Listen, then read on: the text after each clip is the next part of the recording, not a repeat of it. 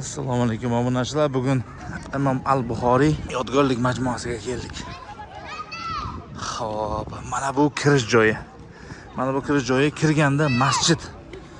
Menimcha adashmasam masjid bo'lishi mumkin, chunki ichkari masjidning ichkari tarafida ham katta darvoza bordi. Xuddi shunaqa katta ehtimol bilan masjid bo'lishi mumkin, lekin bo'lmasligi ham mumkin. Mana yar ustalar ishlayapti. Bu yerda muzey tomoni ishlamas ekan.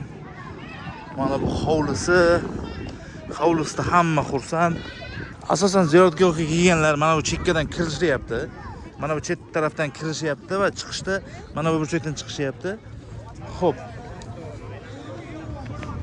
Mana bu oldi tarafi. To'g'ri mehmonxonalar. Mana bu suv usti, mana bu yonboshdagi xonalar ham ishlamayotgan bo'lishi mumkin katta ehtimol bilan. Chunki u taraflarga hech kim o'tgan yo'q. Hozircha.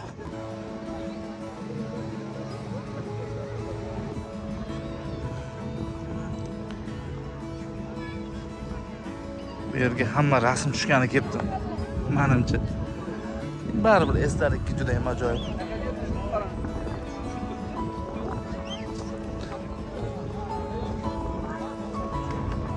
Endi navbat al-Buxoriy majmuasining tahoratxonasiga o'tamiz. Mana shu sharoitlarga. Maqbara maydoni juda ham katta. To'g'risi juda ham katta. Mana bu burchakda mehmonxona. Endi to'g'risi u tarafga borganim yo'q. Mana maqbara, glavniy mana maqbarada masjidxona. Juda ham katta masjidxona. Bu yonboshi bilmayman, ayvon deyishdi. Ikki yonboshi va 4 ta maqbara. Metrda boya sizlarga tahoratxonani ko'rsatgani boraman. Ayollarga kirolmaymiz, erkaklarga kiramiz. Sizlarga ko'rsataman. Mana maydoni go'zal, yana hali gullar yana ekilgan. O'zbekistonning har tomonidan kelgan ziyoratchilar. Tojikiston ko'rdim hozir namozda, masjidda. Tojikistondan kelib degan bir akam.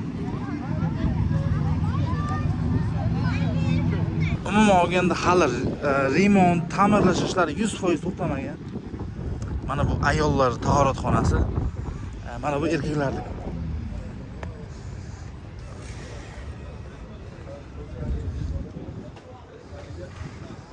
Tahoratxonaga o'sha kirganingizda mana bu yuvinadigan joylar, ikki taraf, ikki burchakda yuvinadigan kiyim, yana bu o'sha aytgan oyoq kiyim tozalaydigan joy ekan.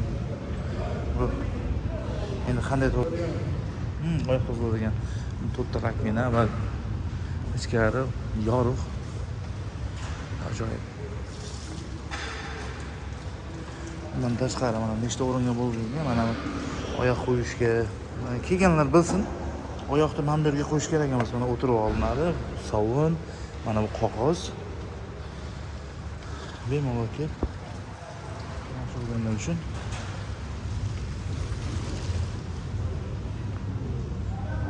Tahoratxonani sizga ko'rsatdik. Maydonini bir necha gektar bilmasam, to'g'risi juda ham katta lekin. Va kirish u yoqdan. O'sha joydan kirishda ayollarga, qizlarga eslatma. Ro'mol bilan kelishlari kerak, iloji boricha.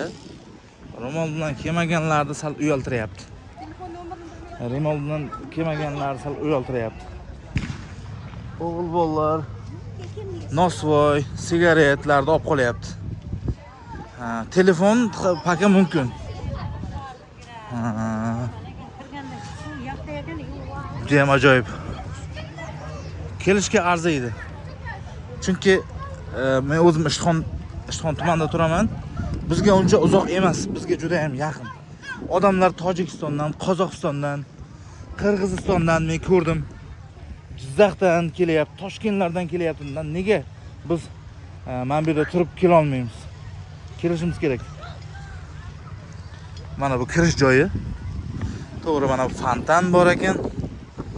Boshda fontanda ham olishga, chunki juda ham kun isib ketdi. Ayollarga, qizlarga qattiq eslatma. Boshida ro'mollar bilan kelishlarini so'rab qolamiz.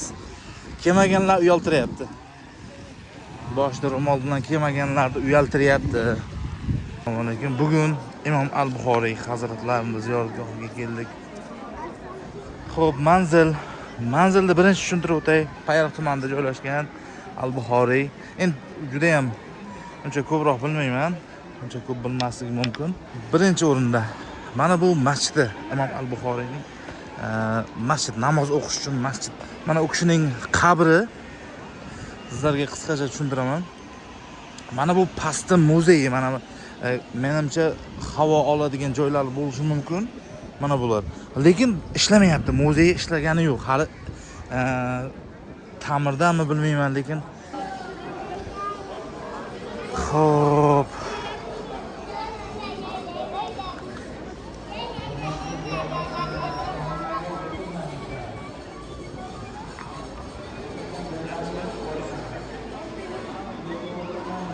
Maqbara. Bu kishi mana bu ko'rinib turgan tobut, maket ekan, lekin asl qabr pastda ekan. Xo'p. Yana bundan tashqari yana ko'p joylar bor. Endi hozir Instagram uchun ishladim. Endi YouTube uchun ishlayapman. Mana. Lekin bilmadim. Bu yerga Allohdan so'raladi-yu, yana bilmadim lekin. Shu yerda mana bu chekkalarda o'zi mollalar bor. Shu yerda duo qilib beryapti.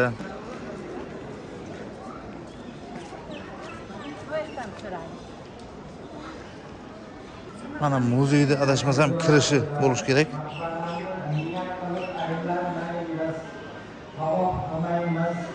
İmam Buxariydan so'ramaymiz, shirk amal bo'ladi, Alloh asrasin.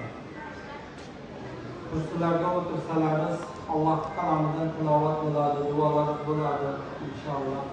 Ziyoratlaringiz qabul bo'lsin. Qachonlarga ochiladi? Taxminan. Do'konlar xudo xolisa, o'zi hali internetga chiqib ketadi, odamlar kirdi. Ha. Juda katta muzeyi bor. O'sha internet Filmlar bor. Endi hali blogerlarimiz ishtirok reklama qilib qo'ydi. Internetga deb olsangandim. Assalomu alaykum. Xudo xolisa do'konlar.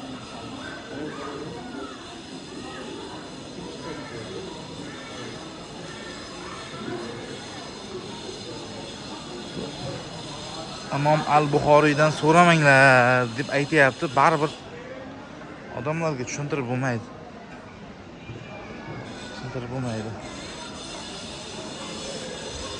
Menimcha ikkinchi tomoni bu. Assalomu alaykum.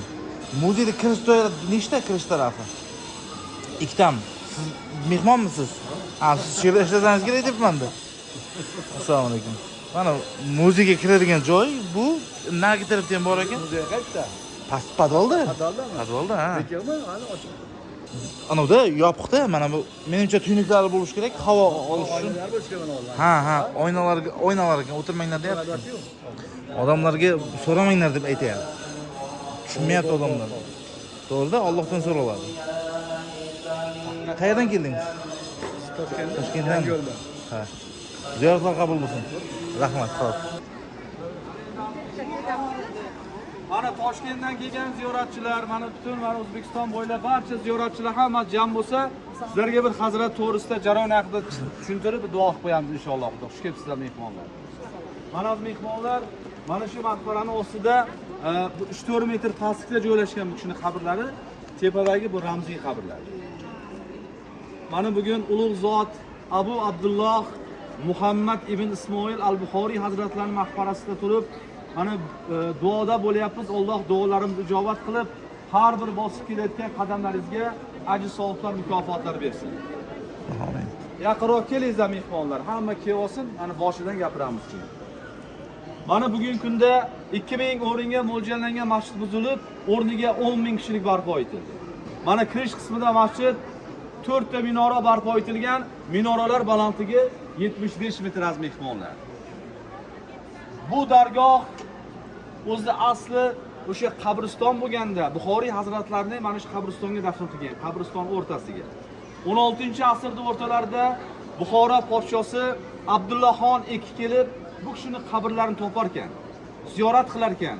yon atrofdagi qabrlarni har birini tilovat asosida ko'chirib, bu kishiga bir maqbara qurib, yonidan bir masjid qurdilar. Birinchi masjid mana shu dargohda 16-asrda o'rtalarida barpo etilgan. Buxoriy hazratlari 9-asrda yashab o'tgan az mehmonlar.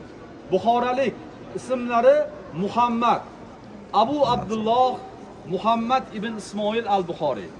9-asrda milodiy 810-yilda Buxorani Qorako'l tumani Qoykent shaharida bir dunyoga keladi.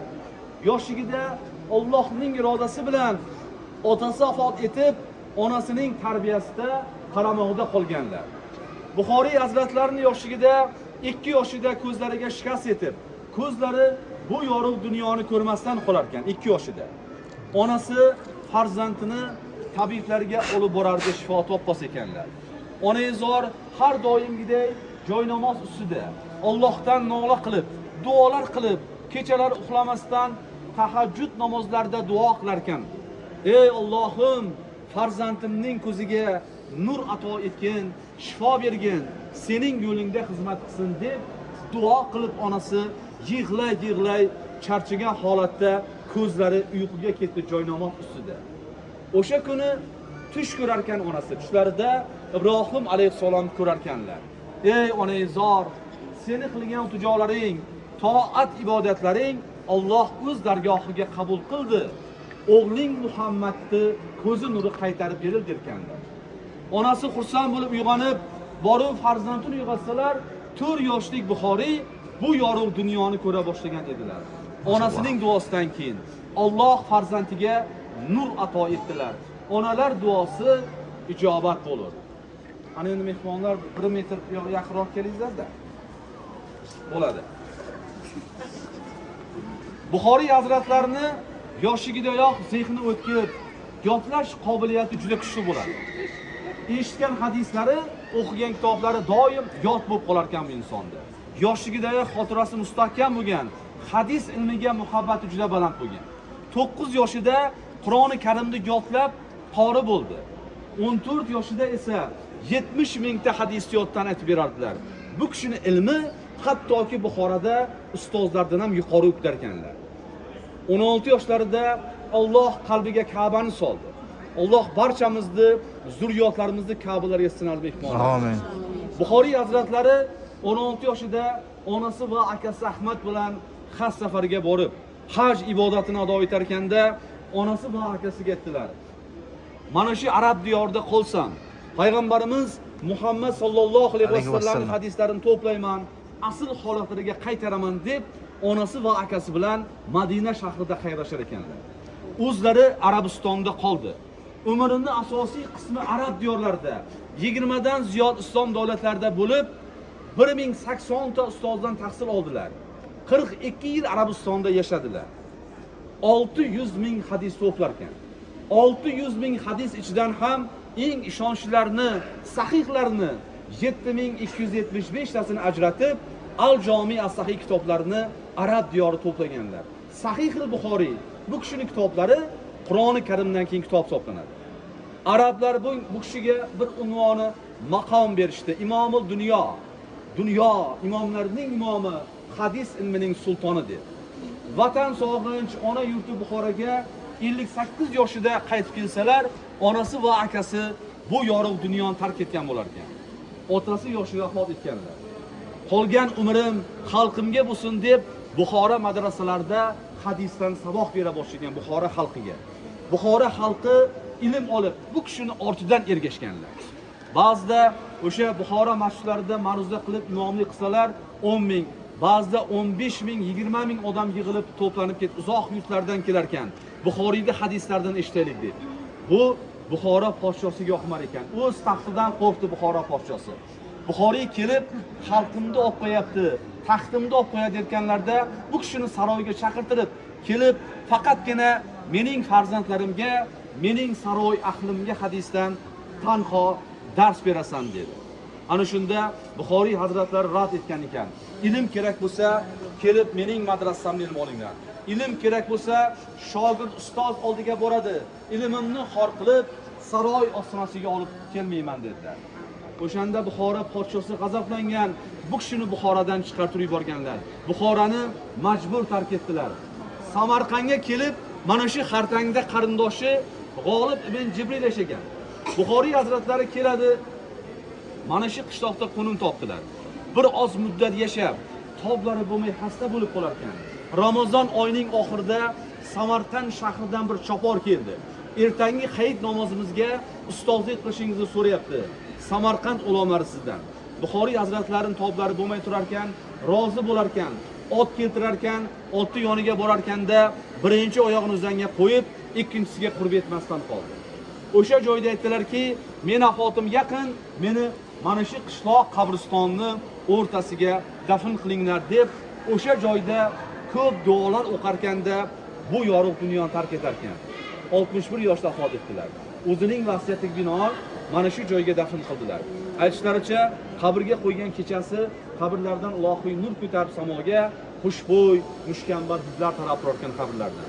Buxoriy hazratlarining farzandlari oilasi to'g'risida bizgacha ma'lumot yetib kelmadi, tarixga yozilmay qoldi. Mana shu hayotini ilmga bag'ishlab ketdilar bu kishi.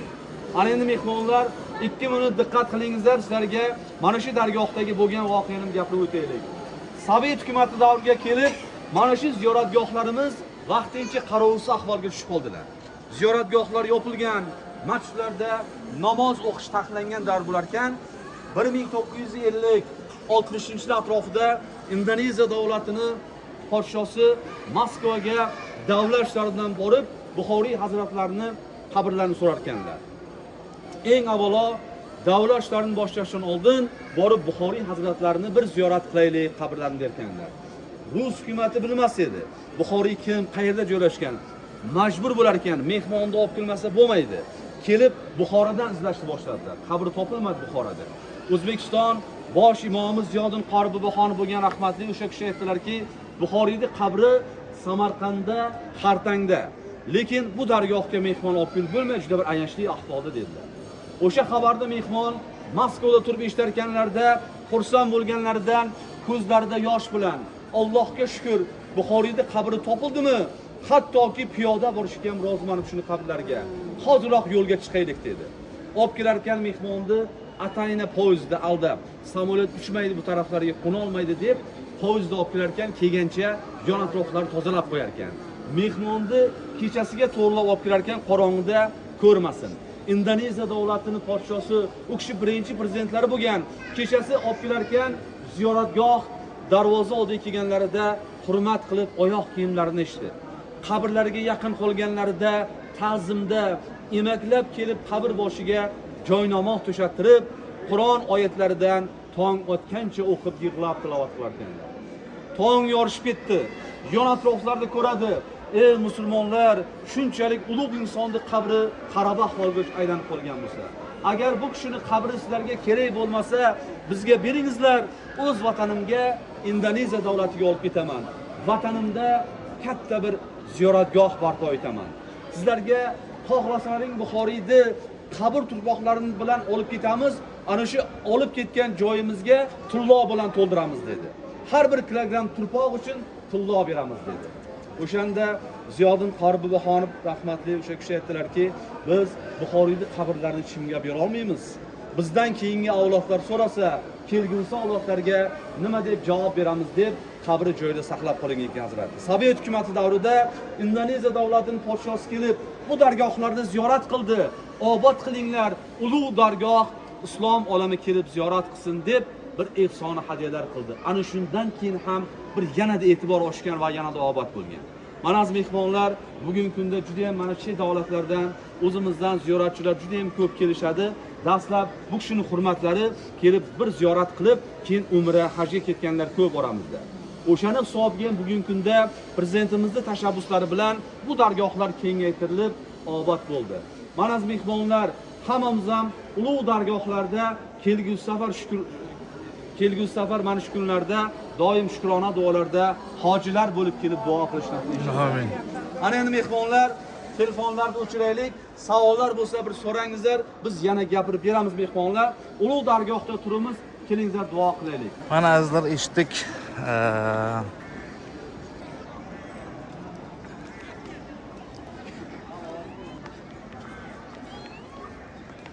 Mana chinorlar bor lekin. Chinorlar turibdi. Chinorlar oldin men bu yerda chashma bo'lardi. Havuz bo'lardi, rangli baliqlar. Endi bu chekkalar devor ekan. Ikki yonboshda o'zi yo'q. Muzeyga kirish menimcha mana bu tarafda ham bo'lsa kerak muzeyga kirish. Muzeyda remontda hozircha umuman olganda pulli degan narsa yo'q. Hozir muzey haqiqatan kirish joyi bu yerda ham bor ekan, muzeyga kirish. Assalomu alaykum. O'sha muzeyga kirish joyida, to'g'rimi? Yopiqdan aka? Remontda bo'lyapti ekan. Kira olmaymiz, kirganda obzor qilamiz. Hadislar. Imom al-Buxoriyning hadislari ekan. Albatta oralarida qarindoshlik aloqasini uzgan kimsa bo'lgan qavmga rahmat yog'ilmaydi.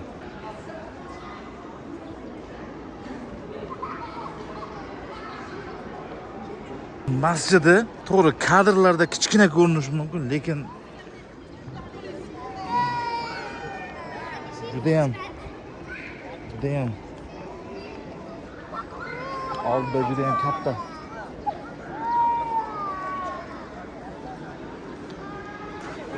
Hozircha mana bu yonbosh tarafdan kirganda mana bu kirganda yana chap tarafga kirilamiz. Qayerga kiramiz? Bu masjid namoz o'qish uchun, ibodat uchun o'sha joyga kiramiz. Xo'p, boya kelib ketgandim, endi YouTube formatda olyapman videoni. Xo'p, mana muhabbatli, maşallah.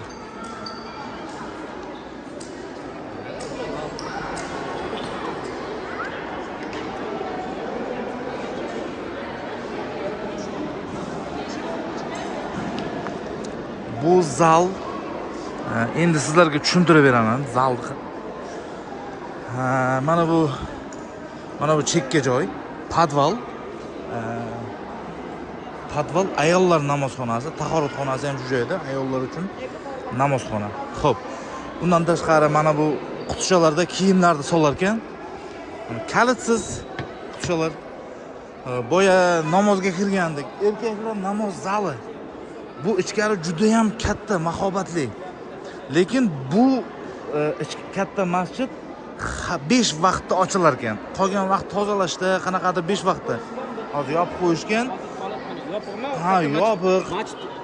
Mana odamlar qarang, mana odamlar qayerdandir sarson kelyapti. Masjid yopiqmi? Haqiqatan tasdiq. Yo'q, tushunmayapsiz. Aka, unday emas. Masjid yopiq. Yo'q, masjid asrga ochilyapti. 5 vaqtga ochiladi aka.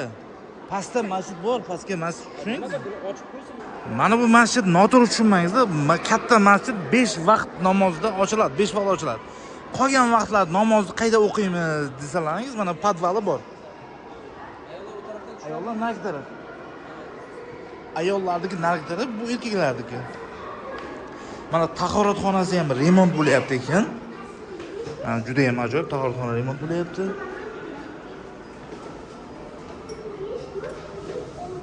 Boya kelib ketgandim buni udi. Mana masjid juda ham katta. Bemalol ko'rib uni qilishlari mumkin. Endi tepa faqat 5 vaqt anuda jamoatda ochiladi bu. To'g'ri-da, chunki tozalayapti. Ketingizlar, mana pastga bu 5 vaqtdan tashqari, masalan, qazo namozlari, umuman namoz o'qish uchun mana bu podvali. Obunachilar, podvali. Kanalga obuna bo'lingizlar, mana juda ham ajoyib. Ajoyib. Temir, menimcha beton. Mana ichkari. Namozxona. Lekin buni tepasida 5 vaqt namoz o'qiladi. 5 vaqt namozda o'qilaydi. Mana podval. 5 vaqtdan tashqari namoz o'qish uchun. Shular kela olasizlar, mana past. Hozir asrda o'zi asrda ham xudo xolasa o'qib qolsa kerak. Asr vaqtida.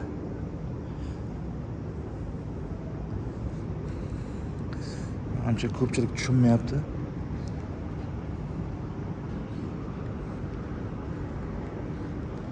Yosh bolalar o'ynayapti.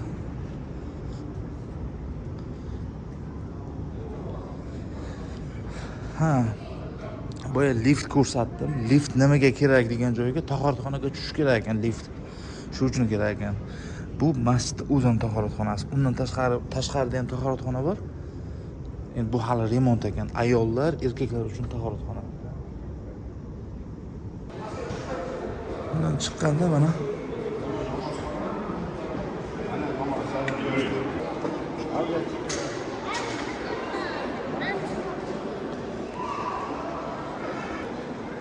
obunachilar, ziyoratchilar ko'p. Mana bu aytgan liftim. O'sha liftdan pastga tushadi, tahoratxonasiga tushar ekan, lekin hozircha yopiq, ishga tushmagan to'liq. Ziyoratchilar shu yerda. Hamma shu yerda. Xo'p, o'sha pastda tahoratxonasi remont bo'lyapti. Ham oyoq kiyim tozalash joyi ekan. Mana oyoq kiyim tozalagan joy. O'sha internetda aytgan. Oyoq kiyim qo'yadi, pastda tozalaydi. Aytganimda ayollar ibodatxonasi pastda, podvalda. Erkaklarniki tepada.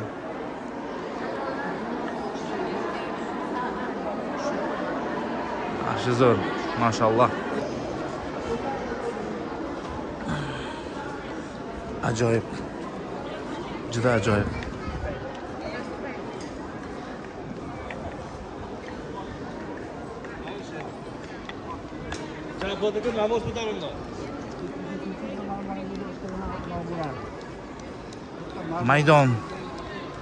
Maydon juda ham katta. Ancha ko'p odam sig'diradi. Masjidga bu yerdan ham kirsa bo'lar ekan va mana taraf yonbosh tarafdan ham chiqsa bo'lar ekan, mana burchakdan. Va endi kelajakda yana ochilsa, mana bu masjidga 4 tomonda 4 ta eshik bor ekan. Masjidda 4 tomonda katta, bilmadim, tillasuv yugurtilgan, to'g'risi. Borib ko'ramiz, muammo yo'q. Yonboshdan chiqib ko'ramiz. Hozircha besplatniy ekan. Mana bu eshikning ichkarisi. Wow. Mana bu eshikning ichkarisi. Xo'p. Masjid faqat 5 vaqt namozda ochiladi va elektronik kodlar va bunaqa eshikdan 4 tomonda 4 ta bor ekan. Avvalchilar. Mana bu turizm maqbarasi, Hammom al-Buxoriyni. Umuman olganda, bu yerda kirishlar, qanaqadir ular pulli emas, umuman pulli emas ekan. Tekin endi bilmadim, 1 oy, 2 oylardan keyin qanday bo'ladi? Mana buni tagida ham nimadir bo'lish kerak. Chunki boya birinchi kirganimiz mana yetadi-da, kattasi qarang. Fontanlar boshladi chiqishdi.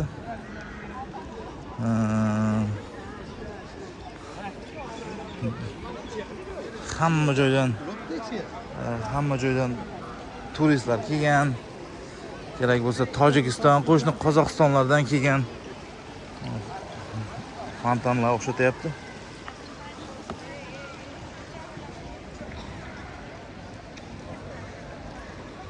Xo'p.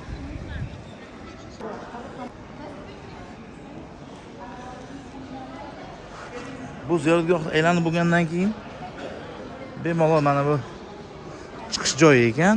Xuddi nagi tarafda kirish joyi, bu chiqish joyi. Bu yerdan chiqib ketish mumkin ekan.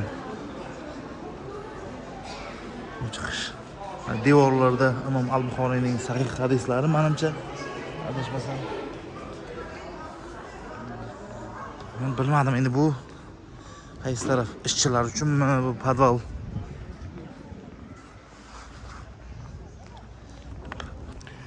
Kelishimizda havo bulut edi.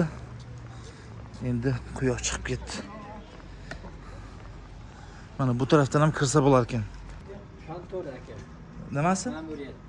Ma'muriyat. Faqat bu haligida bo'sh. Ya bu ajoyib. Ma'muriyat. Rahmat. Bu ma'muriyat ekan. Mana bu svetlar kechasi chiroyli ko'rsatish uchun. Ajoyib kondyorlar ishlayotgan, sanalar ishlab o'tiribdi. Xo'p. Hamma narsa oldin tahoratxona bilan Mana bu oldini YouTube'ga olmadim. Chunki ichkariga kirganimdan keyin mana videoda kichkina ko'rishi mumkin. Aslida juda ham katta narsa. Katta joy, katta maqbara.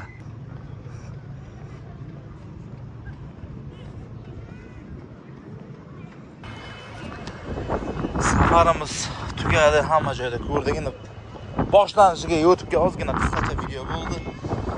Safar mehmonga keluvchilar, ziyoratgohga sayyohlar juda ham ko'p hali. Endi asta uyga qaytamiz vatanga, xudo xolasin. Mana uydan chiqyapti. Xullas, o'sha har doim aytgandek, hamma narsa tekin, unda hech qanaqa pulli emas ekan. Pulli emas, bemalol kelib ketishingiz mumkin. Oila a'zolar bilan, opa-singillar, jigarlar bilan. Mana bu chiqish joyi. Kiradiganlar ham bor, lekin bu yerga. Umumiy maydoni juda ham ajoyib. Katta gektarga o'lchan. Al-Buxoriy majmuasining bu tarafdan chiqish joyi. Mana bu bozorcha ekan. Mana bu yerda choyxona. O'zi bitta choyxona bor ekan. Adashmasam, bu narigi chekkada ham bor ekan. Xo'p, endi safarimiz yakunlandi. Endi uyga qarab ketamiz. Kelganimizda mashina juda ham ko'p edi. Tezroqda keladiganlar ham bor, lekin undan tashqari shamol turib qoldi.